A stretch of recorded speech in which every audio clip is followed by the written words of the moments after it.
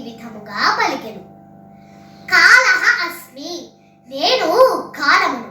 లోకక్షయకృత్, లోకములను నాశనము చేయు. ప్రవృద్ధః, గణమైన. లోకాన్, జనులందరినీ. సమాహర్తుం, నాశనము చేయుటకు. ఇహ, ఈ జగత్తునందు. ప్రవృత్తః, నిమగ్నుడనైన. ఋతే అపిత్వాం, నీవు తప్ప. న భవిష్యంతి, ఉండరు. సర్వే, అందరూ. ఏ, ఎవరు. అపస్థితాః, ఉన్నారో. ప్రతి అనేకేషు, ఇరుపక్షములందలి. యోధాః, యోధులు. భావము.